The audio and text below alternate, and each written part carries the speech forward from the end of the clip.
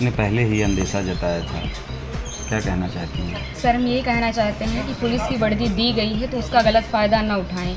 जिसके ऊपर 36 केस हैं उसका भी इनकाउंटर करवा देते, जिसके ऊपर एक केस है बेगुनाह है उनका भी इनकाउंटर करवा दिए हैं ये लोग। अगर इसमें 15 लोग शामिल हैं, 14 लोग शामिल हैं तो सबका इनकाउंटर होना चाहिए। ये जो दिखाते हैं ना, ये कानून वास्तव में अंधा है, कोई इंसाफ नहीं मिल रहा है। हम लोगों के ऊपर क्या बीत रही है, हम लोगों की माँ भी नहीं है, पिता हैं हमारे बड़े भाई थे। अगर हमारे पिता कुछ हो गया तो हम लोग सारे कौन थे? हमारे भाई ही तो थे। उन लोगों ने उनका भी बेरहमी से इनकाउंटर कर दिया। हम यही चाहते हैं कि सबका इनकाउंटर हो, इंसाफ मिले। इस सरकार में हम अभी तक तो सरकार के खिलाफ कुछ नहीं बोल रहे थे, लेकिन वास्तव में जो हो रहा है बहुत गलत हो रहा है। ये नहीं होना चाहिए, चाहे फिर इसमें विपक्षी पार्टी हो या फिर कोई भी हो, कोई भी नेता हो, जो करवा रहा है बहुत गलत करवा रहा है। हम लोगों को इंसाफ मिलना चाहिए, ऐसा नहीं होना चाहिए था। जो किए हैं बहुत गलत किए हैं। भगवान तो उनको सज़ा देंगे ही, लेकिन उनको भी सज़ा मिलनी चाहिए कानून की तरफ से। अगर कोई गुनाह करता है तो उसकी सज़ा कोर्ट देता है, ना कि पुलिस ऐसे इनकाउंटर कर देगा।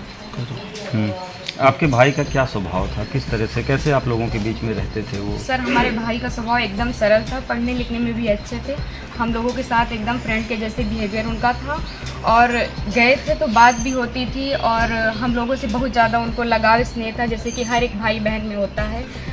और आज ये सुनने के बाद जैसे लग रहा है कि हम लोगों के ज़मीन पैर से एकदम खिसक गई हो।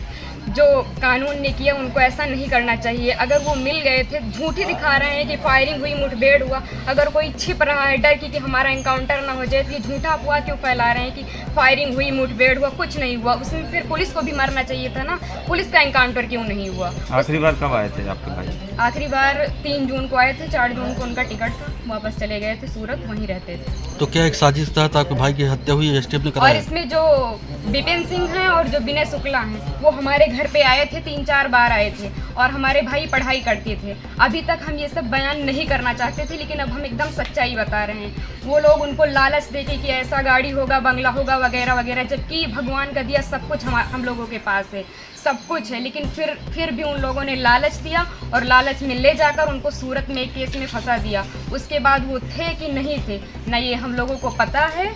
ये तो सिर्फ जिन लोगों ने करवाया उनको पता है, विपिन सिंह और विनय शुक्ला को, और या तो भगवान को पता है वो सच था कि झूठ था।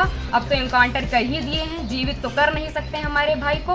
बस हम ये चाहते हैं कि जिन्होंने इनकाउंटर किया उनके ऊपर केस होना चाहिए, कि अगर कोई गुनाह होता है तो उसकी सज़ा कोर्ट देगा, ना कि एसटीएफ वाले या फिर पुलिस वाले।